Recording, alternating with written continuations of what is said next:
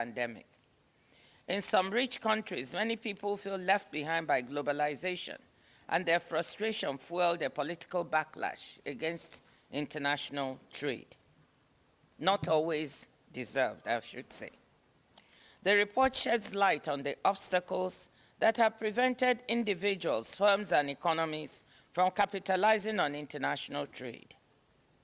These range from high trade costs that constrain countries' access to foreign markets and cheap inputs, to the mobility and information frictions that exist, skill mismatches, and limited access to finance that too often mean people cannot seize new opportunities.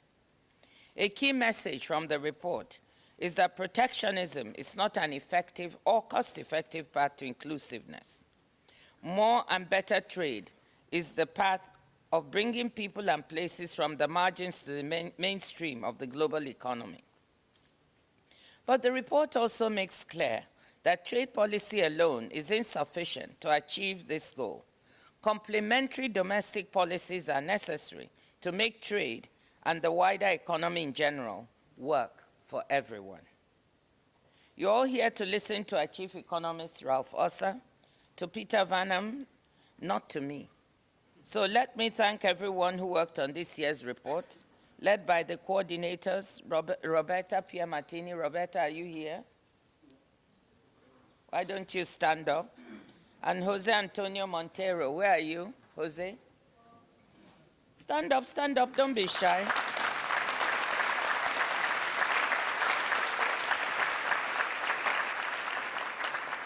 You shouldn't always let those who didn't do any work get the clapping. So that's why I wanted you to stand up. And now it's my turn to shut up and have you listen to Ralph and Peter. Thank you.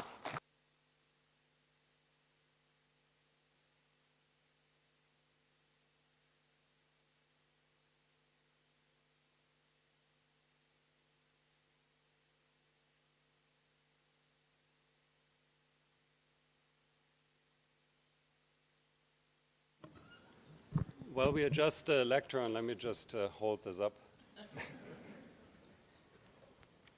Let me just start. So thank you very much, Director General. As you explained, making trade more inclusive is a key priority for WTO members. Their shared goal is to ensure that trade benefits more economies and more people, building on the vision articulated in the preamble of the WTO's founding Marrakesh Agreement. The 30th anniversary of this agreement provides a natural opportunity to review past progress, assess current trends, and identify a path forward towards making trade work for all. And this is precisely what this year's World Trade Report sets out to do. It aims to answer three key questions. How can we make trade work for more economies? How can we make trade work for more people? And how can the WTO better support these goals? The report reaches three main conclusions. First, trade has a strong track record as a driver of inclusiveness. Second, despite this success, too many economies and people remain left behind. And third, bridging this gap requires a comprehensive strategy, one that integrates open trade with complementary domestic policies and fosters greater international cooperation. That's okay. You can hear me, right? Yeah, okay. Looks a bit weird, but it works. For the WTO, this suggests a particular focus on policy coherence. The complex trade and challenges we face today, given mega trends like climate change, digital transformation, and geopolitical tensions, also demand a WTO and approach, where collaboration with other international organizations ensures that trade policies are effectively integrated with broader international and domestic policy frameworks. Let me start by taking a closer look at the first main insight of the report. Trade has been a powerful driver of inclusiveness. Since the WTO was established 30 years ago, the gap in income levels between economies has dramatically narrowed. Since 1995, per capita incomes in low and middle income countries nearly tripled, while global per capita income grew by approximately 65%. However, this convergence process has slowed since the global financial crisis and even reversed during the COVID-19 pandemic, which, as we all know, hit growth in poorer economies the hardest. The correlation between the convergence speed of low and middle income economies and their trade participation is striking. Both metrics rose and fell in tandem before and after the global financial crisis. Economic research indicates that this is more than just a correlation. Simulation analysis suggests that trade cost reductions between 1995 and 2020 led to a 20 to 35% faster income convergence of low and middle income economies. This finding aligns with econometric evidence showing that trade reforms in developing economies have boosted economic growth by 1 to 1.5 percentage points. The evidence on the direct effect of WTO membership is also positive. Recent research indicates that membership in the WTO and its predecessor, the GATT, has boosted trade between members by an average of 140%, underscoring the benefits of open, rules-based, and predictable trade. Furthermore, econometric analysis suggests that economies undergoing rigorous accession negotiations grew 1.5 percentage points faster during the accession period, driven by the governance reforms required to meet WTO rules. This trade-led convergence has improved the lives of hundreds of millions of people. The share of people living in extreme poverty in low and middle income economies dropped from 40% to around 11% since 1995, while the share of trade in these economies' GDP doubled from about 16% to 32%. This shift has significantly contributed to reducing malnutrition and infant mortality, as well as improving access to education, healthcare, and electricity. Contrary to common belief, income inequality within economies has not increased on average over the past 30 years. The average Gini index, a common measure of inequality across a broad range of economies, has even declined slightly during this period. Moreover, income inequality is only weakly correlated with trade openness and is slightly lower in more open economies. This aligns with economic theory, which suggests that while trade does create both winners and losers, it does not inherently lead to greater income inequality. Recent evidence also challenges the common perception that import competition in industrialized countries led only to losses, instead revealing significant gains as well. In the United States, while some manufacturing regions saw income declines after increased trade with China, regions focused on agriculture and services experienced income gains. Similarly, in Germany, areas with import competing sectors like textiles faced employment losses, but regions specializing in sectors like automobiles expanded following increased trade with China and Central Eastern Europe. While the responsibility for addressing inclusiveness within economies primarily lies with national governments, WTO members are increasingly collaborating in this area. This includes efforts to the WTO informal working groups on micro, small, and medium-sized enterprises and trade and gender. Additionally, poverty reduction, women's economic empowerment, and micro, small, and medium-sized enterprises participation are being increasingly integrated into technical and capacity-building initiatives like Aid for Trade, the Enhanced Integrated Framework, and the Standards and Trade Development Facility. Let me turn now to the second main insight of the report. Too many economies and people are still. Income convergence and global economic integration has been uneven, leaving some economies behind. Between 1996 and 2021, 1/3 of low and middle income economies, representing 13% of the global population, grew slower than the average high income economy in per capita terms, leading to divergence rather than convergence. These diverging economies are mostly located in Africa, Latin America, and the Caribbean, and the Middle East. In addition, some of the converging economies are catching up very slowly.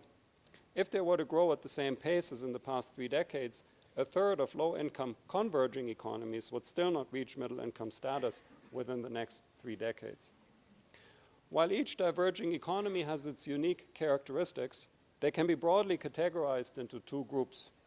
3/4 of diverging economies have trade participation below the average of their income group. The remaining quarter shows relatively high trade participation, but is primarily specialized in commodity exports. Therefore, the report identifies low trade participation and high commodity dependence as key trade-related risk factors for divergence. These economies also receive considerably less foreign direct investment than their peers, which is not surprising, given that trade participation and diversification are often intertwined with the production activities of multinational firms. High trade costs are a key factor driving the low trade participation of some diverging economies. The WTO Trade Cost Index, which measures the frictions remaining in international trade relative to domestic trade, reveals that trade costs are significantly higher in low and middle income countries, particularly in manufacturing and services. This disparity is especially pronounced for least developed countries, where trade costs are 47% higher in manufacturing and 50% higher in services compared to high-income countries. Unlike other regions, Africa and the Middle East face the additional challenge of higher trade costs when trading within their own regions compared to partners from outside. Trade policies are a significant driver of high trade costs. Poorer economies often face high costs in utilizing foreign trade preferences or complying with foreign standards, and they tend to impose high tariffs with less progress in implementing trade facilitation measures. However, complementary domestic policies also play a critical role. Issues like underdeveloped infrastructure, inefficient electricity and telecommunication services, and weak contract enforcement further hamper international trade. Resource-rich economies often struggle to diversify beyond their main export commodity, a challenge known as the Dutch disease. This occurs when thriving commodity exports make it difficult to establish competitive manufacturing or agriculture sectors. Barriers to foreign direct investment, including explicit restrictions and soft factors like an unfavorable investment climate, exacerbate this challenge. Additionally, tariff escalation in export markets to semi-processed goods and the highest on finished products can prevent developing economies from diversifying into higher value-added products. Just as too many economies are left behind, so are too many people. One aspect that receives particular attention is within-country inequality, which despite the slight decline over the last 30 years, remains high in absolute terms. For example, the average Gini coefficient today is similar to that of the early 1900s.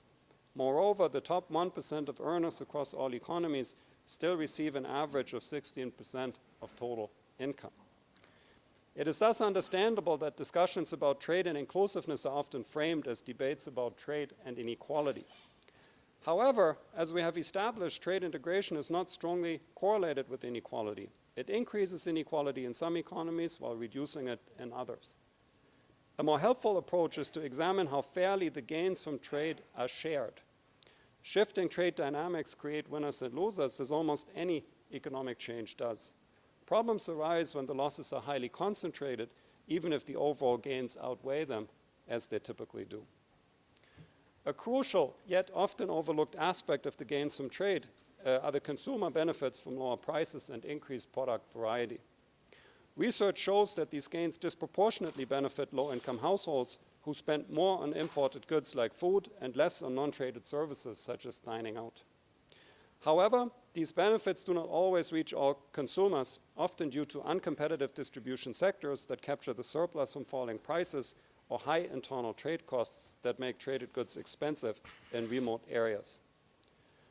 The consumer benefits arise from productivity gains as workers and capital move from less productive to more productive firms, sectors, or regions, leveraging comparative advantages and economies of scale. Conversely, less productive firms, sectors, or regions lose resources due to import competition. While this aspect often dominates public discussion, it is important to put it in context.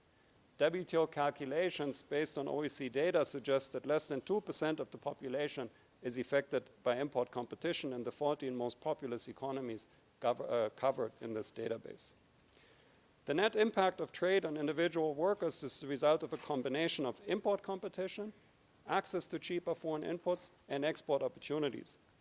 These three channels operate at various levels: occupation, sector, and region, creating a wide range of potential impacts. For example, a worker in an import-competing region may be employed by a large exporting firm that sources a significant share of inputs from abroad, with the benefits of cheaper inputs and enhanced export opportunities, potentially offsetting the impact of import competition. The multi-layered effect of trade on workers implies that these impacts will vary widely across economies, and even across similar workers.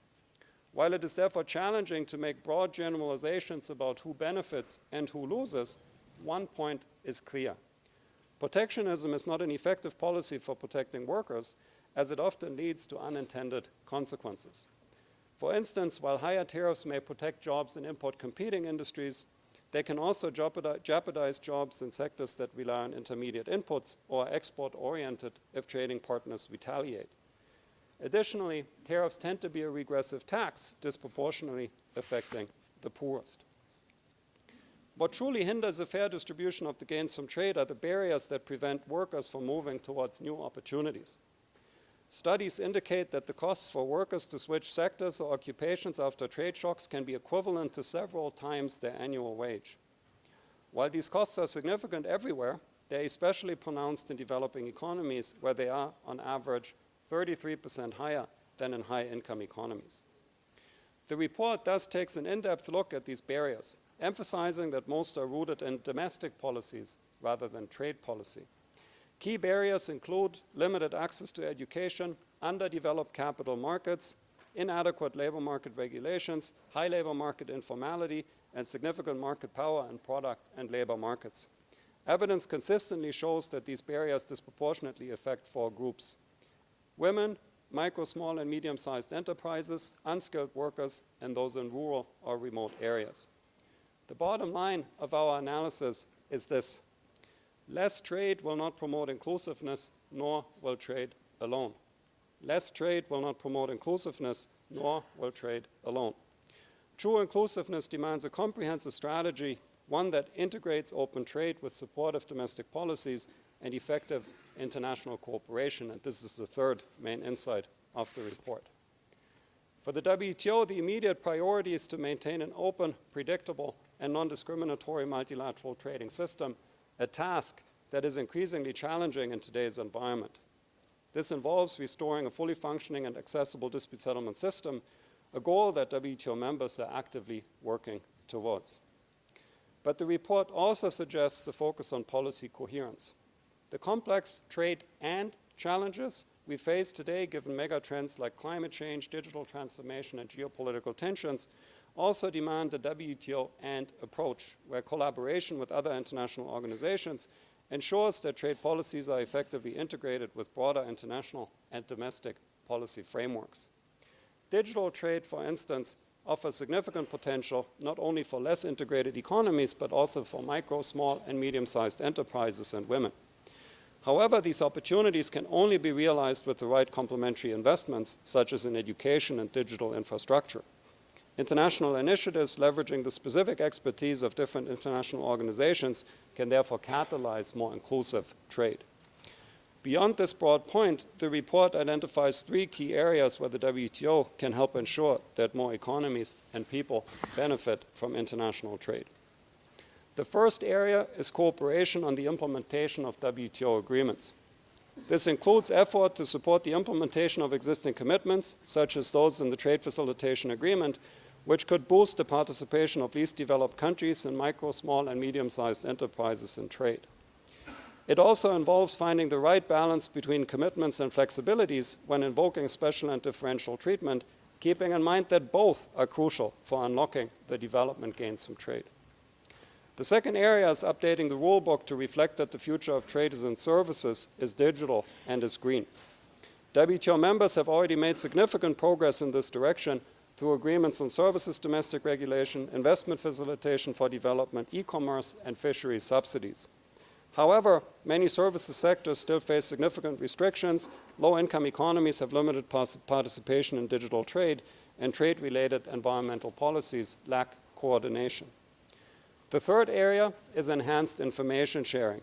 Sharing information, best practices, and conducting data collection and analysis can help implement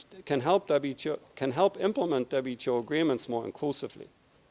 However, this approach is only effective if the WTO itself remains inclusive. Members are actively working to improve the participation of least developed countries in WTO activities through ongoing reform by doing initiatives. Additionally, efforts are being made to increase the involvement of vulnerable groups in WTO discussions, with platforms like the WTO Public Forum playing a crucial role. Let me close by reiterating the report's three main conclusions. First, trade has a strong track record as a driver of inclusiveness. Second, despite the success, too many economies and people remain left behind. And third, bridging this gap requires a comprehensive strategy, one that integrates open trade with complementary domestic policies and fosters greater international cooperation. Thank you very much for your attention, and also thank you very much to the team, Roberta, José, and everybody else for putting this great report together. Thank you.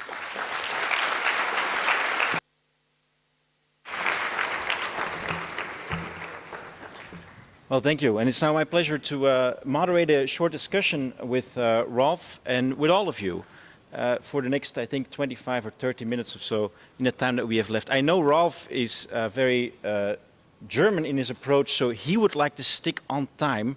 We will see if we manage to do that. A few notes about how we're going to do this. First, we are going to try to stick as much as we can on time. Second, I have loved, I got to say, Rolf, I've never been to a meeting with so many people, where so many people are so quiet and listen. So that's absolutely lovely. We're going to try to keep that up. And then third, this is very important between the two of us, okay? This is the most important thing. Rolf and I have made a bet. And the bet, is that actually even allowed by WTO rules? And the bet is as follows. When we go to the questions of the audience, I said, I am sure that anyone who will get up will ask a pointed and short question. And Rolf said, no, I'm sure there's going to be people who are going to stand up and make a long statement without asking a question. So please help me in winning this bet when we get to the questions from the audience. My name is Peter Van Ham. I'm editorial director leadership at Fortune and the author of several books. I've had the pleasure to give you my latest, but my previous one was on globalization, so I'm looking forward to these next 25 minutes. Rolf, very interesting report. I have to say, first of all, I've read some books on globalization, and your report, almost to the letter, is the title of a previous Joseph Stiglitz book, which is called How to Make Globalization Work. And your report is called How to Make Trade Work. Are you all in a sudden become sort of a fan of the Joseph Stiglitz School of Economics? That's a good opening question, Peter. Thanks for joining us here today. I mean, I think we all care about inclusiveness. We all care about making trade work for all and making the economy work for all. And our worry, or my worry, is that increasingly people see trade as being part of the problem. When it comes to making our world more inclusive, when it comes to making our world more sustainable, when it comes to making our world more secure. And what we're trying to do in this report, but as the Director General pointed out also in previous reports, is really to try to change this narrative and show that trade does not always, but at least can be part of the solution if it is conducted appropriately and also complemented with the right domestic policies. Yeah, I've taken note feverishly. I'm a journalist, so I like to take notes. You said that before, and the Director General said that. Trade is part of the solution, and protectionism is not. You also repeated a mantra. I wrote it down. Less trade will not promote inclusiveness, nor will trade alone.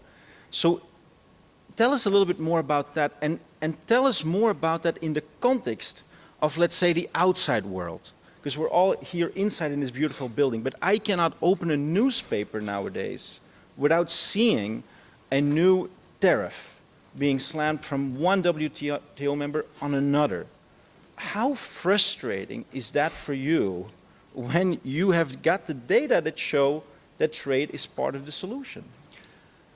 Well, I think, clearly globalization is under pressure. Clearly the multilateral trading system is also under pressure, which is why we're trying to, make these points as clearly as possible. At the end of the day, we believe that putting the evidence on the table, putting the data on the table is important, because at the end of the day, I don't think it's that anyone disagrees with the objective of trying to make the world more inclusive or more secure. It's just that we are convinced that international trade is part of the solution, and it's not just a marketing slogan, but if you just look at even just the past 30 years since the WTO existed, literally hundreds of millions of people were lifted out of poverty as a result of countries embracing open trade policies. And at the same time, as I said, there is just no clear correlation between within country inequality and trade openness. Now, does this mean trade doesn't generate any losers? No. I'm not here to say that, trade, all you need to do is liberalize trade and we all be happy ever after. But it is part of the solution, and it can be made part of the solution if we complement it with the right policies. Yeah, I can feel the exasperation in your voice when you've got all the data. And just to repeat them, and I hope I got them right, correct me if I'm wrong, I hope not, because then my editor will be angry. Poverty declined from 40%, global extreme poverty, from 40% in the 1990s to 11% today. Even, the Director General said, excluding China, it's still 36 to 14%. There is a correlation with trade, because in the emerging markets, the share of trade in GDP doubled from 16 to 32%.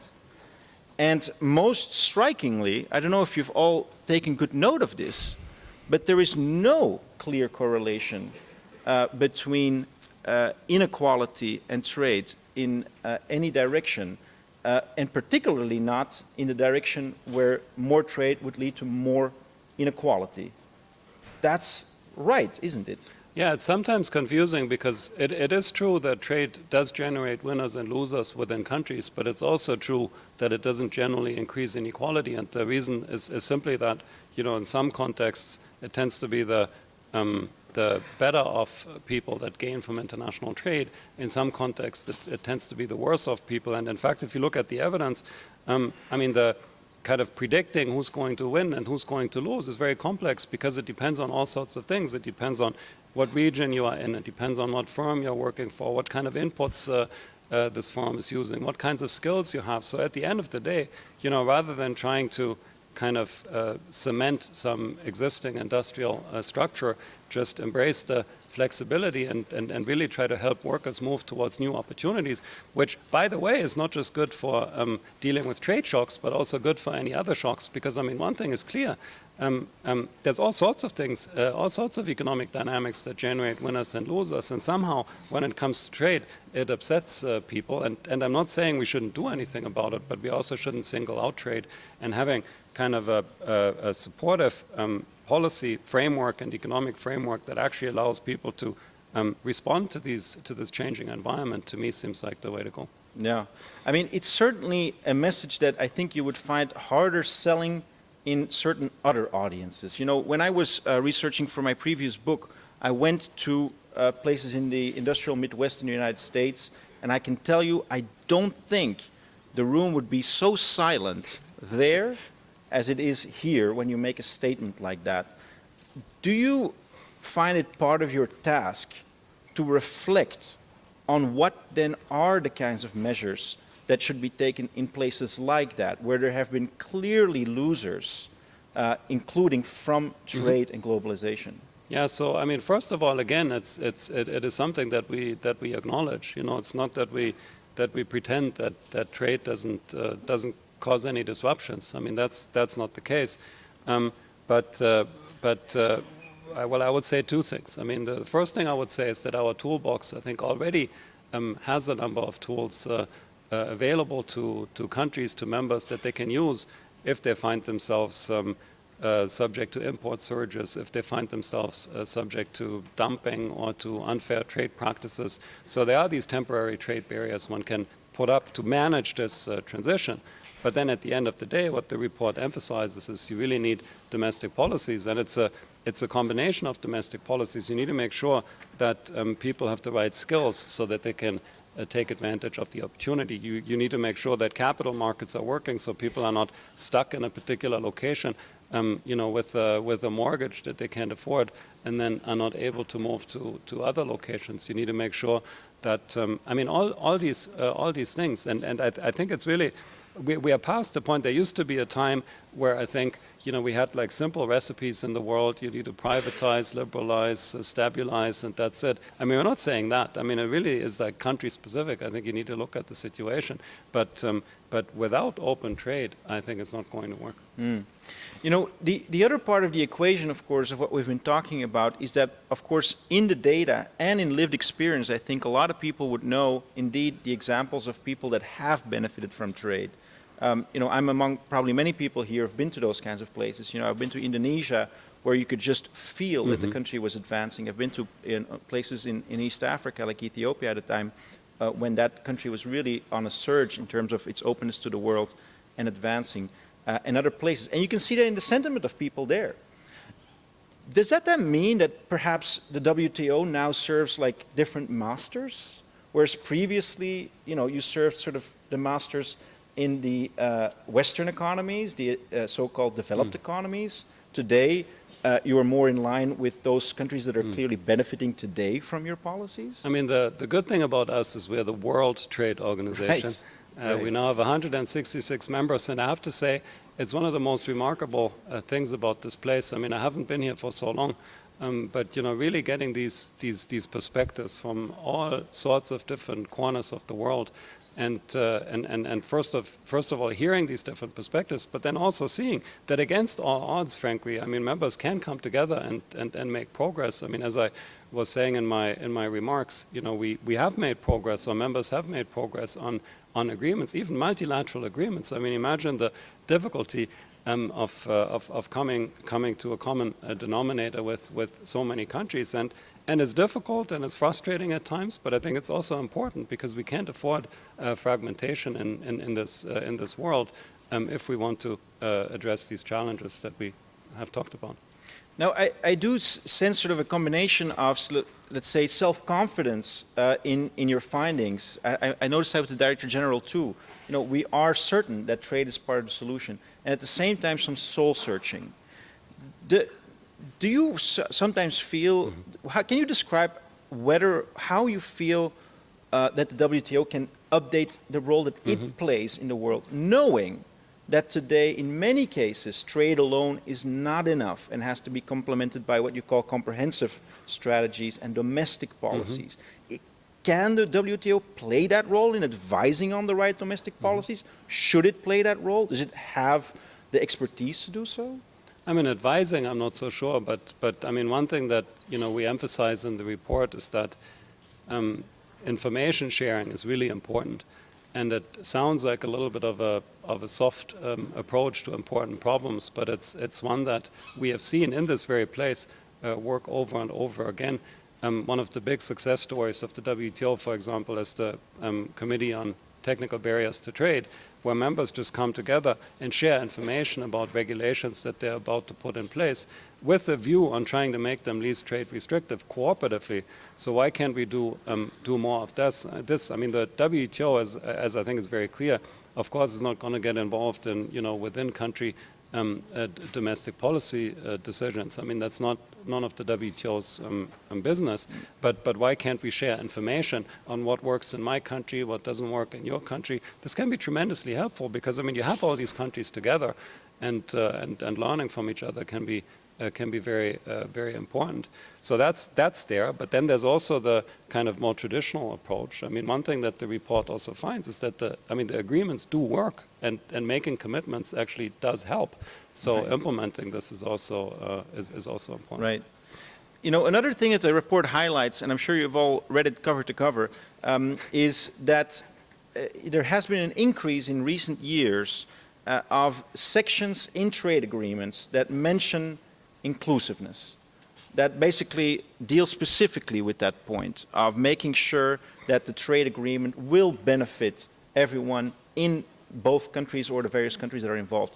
Do you have any evidence to suggest that including such chapters also then afterwards enhances the outcomes in terms of inequality? So we do mention this in the report as an indication of the increasing importance of or salience of inclusiveness considerations. And it's also something that we see here in the WTO. I mean, we have the informal working group on micro, small, and medium-sized enterprises, a lot of discussion about trade and women, for example. So this is all there. I'm not sure in the report we have evidence now whether this particular policy works or that particular policy works. But in a way, that's also not the point, because we're not trying to say, well, let's just make the WTO more inclusive and then, that's the end of the story. I mean, we're really trying to say, well, let's do our, what we need to do here, but then let's also try to make sure it's complemented with the right domestic policies, because trade alone is not going to solve inclusiveness problems, but without trade it's also not going to work. I got that message. Maybe one last question about this, because the report, of course, every year features a different sort of area that it focuses on. Today it is inclusion, it is inequality. So could you just briefly talk about those three areas that you say are so important when it comes to creating a comprehensive approach? And everyone can repeat it or say it ahead of me. I'm sure it's education, labor policies, and competition policies. Is that right? Could you tell us a little bit more about those policies? I hope I didn't miss one. So it depends, right? It depends whether you're trying to think about helping economies that have so far not benefited enough from international trade. I think there it's really about reducing trade costs on the one hand, and it's about help them find ways to diversify their economies. And in both cases, there's trade policy solutions. I mean, if you face high tariffs, then exporting is going to be difficult. Or if you haven't implemented the trade facilitation agreement, that's not going to help. At the same time, if you don't have a road that gets your goods to the ports, that's also not going to help, for example. So I think that's on the between country inequality, I would say trade costs, infrastructure, having an attractive investment climate. On the domestic one, how do you help workers move to opportunity? I mean, education is key. And having supportive labor market regulations. And again, it doesn't mean, let's just have a flexible labor market and the market is going to save it all.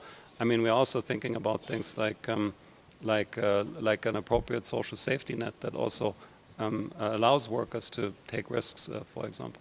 I noticed that the spirit of this house is growing on you. I learned today that this is the former home of the International Labour Organization. So I can see that spirit remains here, a focus on labor, which to me is new for the WTO. And then finally, perhaps, another person that I like to read reports from, and I'm sure you know him, is Richard Baldwin. You know Richard Baldwin, the economist? He's now based he's not so far from here in Lausanne. And Richard Baldwin, he talks about globalization in relationship to technology. And you've briefly touched upon it, digital trade, you mentioned earlier.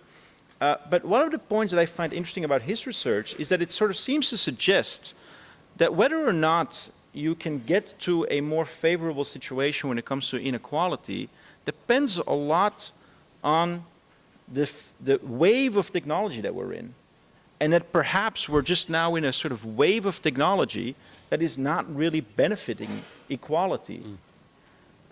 How does those kinds of considerations compute into your findings? I mean, first of all, let me say we are completely in line with Richard Baldwin's sense that the future of trade is in services, and particularly in digitally delivered services, and that's really important. It's such a fast-growing segment of international trade, 8.1% on average since 2005.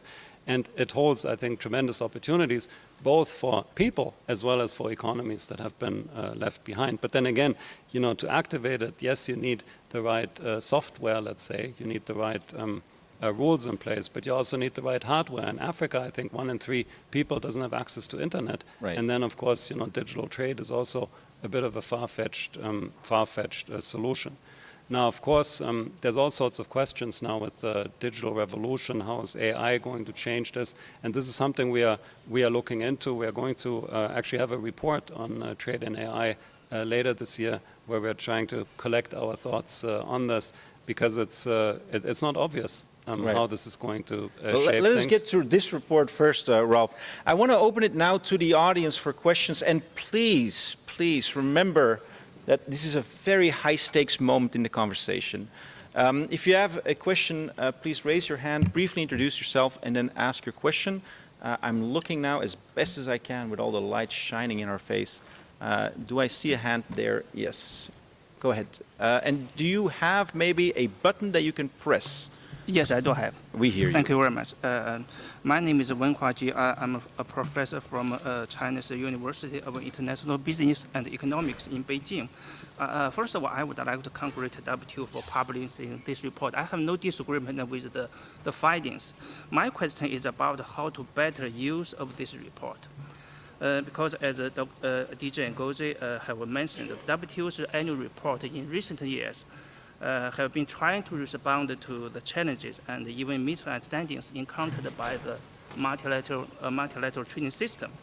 However, we also see the problem and the challenges faced by the multilateral trading system have not eased in recent years, and the actions of some members may even worsen this situation. So I would like to know, how does the WTO plan to better use of this report to make the findings and the idea trade is a solution supported, so that more people in the world, especially those people, have the power and the ability to change and decide the trade policies, can understand and know. Because I think the people in this room I think today, we heard the question. maybe they will more or less agree with So the how report, but some people, can the they don't WTO better read use the this text. report? Thank you very much. I'm sorry, I'm trying to make sure that I also win this bet. You see, this is the advantage when you're a moderator. You actually have the ability to influence the outcome. How can we better use these findings in the WTO's work? Thank you so much.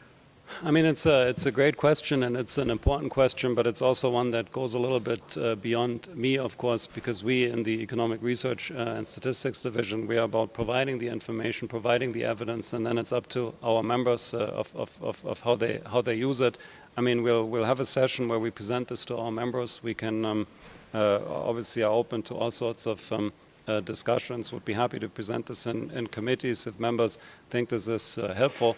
But at the end of the day, this is something for our members to decide. What we also do is we try to take the message out to the world. So yesterday we had a press conference, we had various media engagements, just to reiterate this message and hopefully convince at least a few people that trade is part of the solution. Yeah. As a follow-up question, do you feel, Ralph, that you are heard when you have these kinds of information sessions? Yeah, I think we're having great discussions with our members, absolutely. Yeah. That's an excellent answer from the book. And any further question? Over there. Go ahead, sir.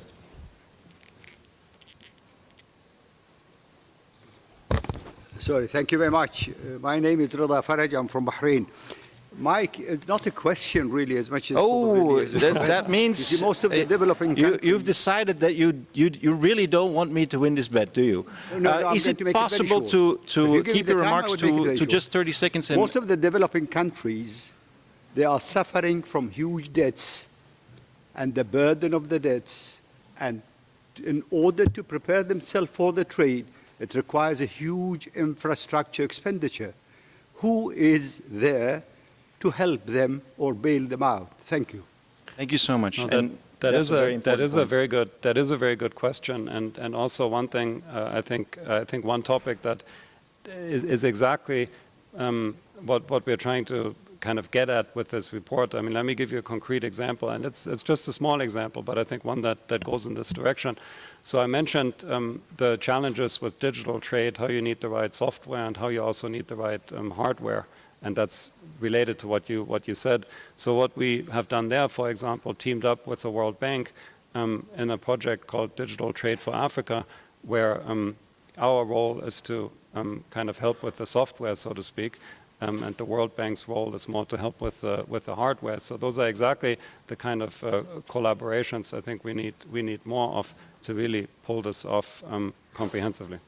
So it will be, of course, then the so-called Bretton Woods institutions, in this case, that would need to sort of step in and collaborate with you if you want to play a very useful role to address these kinds of problems. I mean, I think, the original idea of the Bretton Woods conference was to have a World Bank, the IMF, and the International Trade Organization.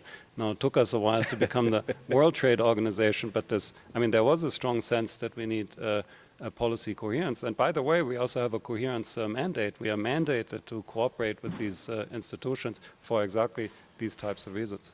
Absolutely. Last two questions from the audience. I'm going to just make sure that I'm geographically fair. So I'm going to turn to one question there, and then I guess I'm going to go with the person that's there in the back also raising their hand. So first you, sir, yes. And then the gentleman. Thank you so much. My question is about the Singapore issues.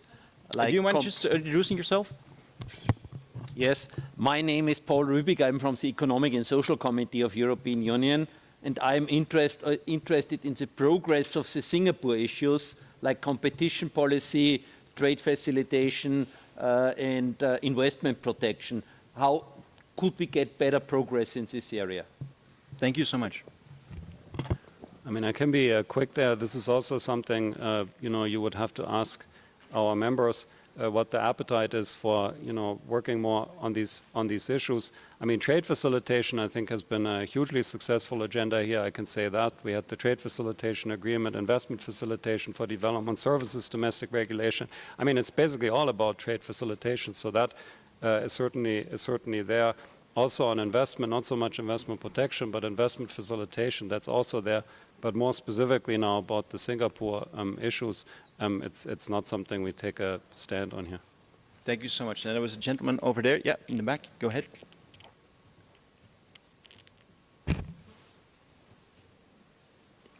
We can't yet hear you.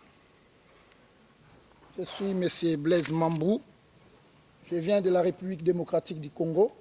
Bonjour. Bonjour. Je suis de l'Assemblée provinciale du Congo central. J'aimerais savoir ceci. Qui est-ce que l'OMS prévoit, l'OMC, pardon. C'est un peu plus loin, l'OMS. L'OMC. S'il peut aider les opérateurs économiques africains d'atteindre des bonnes règles afin de mieux s'adapter dans le commerce numérique, car cela nécessite un bon logiciel, comme vous l'avez dit, et de bonnes infrastructures. Alors, nous souhaiterons qu'à la fin de ces forums, de prendre en compte cet élément, car ça nécessite vraiment que nous atteignions ce niveau au niveau de l'Afrique. Nous souffrons avec ce genre de commerce. Voilà un peu. Merci beaucoup. And so this is, of course, about the digital aspect of trade, and that you cannot achieve it, of course, as you said earlier, if the infrastructure is not there. Yeah. No, I think we are completely in line there. You need the software and you need the hardware, and we need to make sure that they both work together. I mean, as I said, we have this project with the World Bank, a pilot project on digital trade for Africa, where we are exactly trying to bring these two parts together. Some of our members have also come to a stabilized text, they call it, on e-commerce issues, so certain elements of the software, let's say, but it's clear that more work is needed. I mean, we all believe that the future of trade is digital, is in services, and is green, and we want to make sure that also countries that have so far not been benefiting as much as they could from globalization can at least join these trends. So I'm completely in line with you that that's a key issue. Thank you, Ralph. I know that we've reached the end of this debate. I want to maybe ask you one final question. If there is for you one takeaway that we should remember, we've already written down the mantras, but one takeaway that we should remember as we go on into the forum and then, of course, into the world. Well, let me just repeat the mantra one more time. You can't say it often enough. I think trade is really part of the solution. Trade can be part of the solution. Let's all work together to make that happen. Thank you so much, and thank you everyone for being here. I wish you a good forum.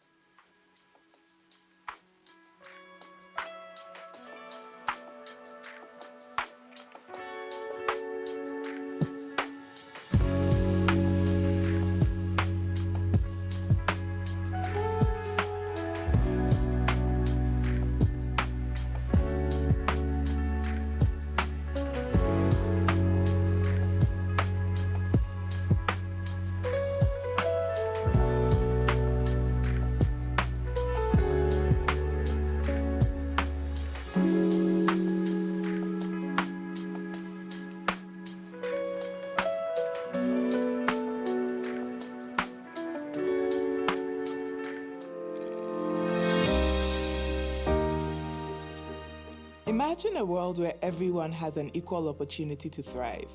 A world where every woman and every man, every child can dream and achieve. Imagine a future where no one is left behind. Achieving gender equality and reducing disparities are key to a brighter, more inclusive future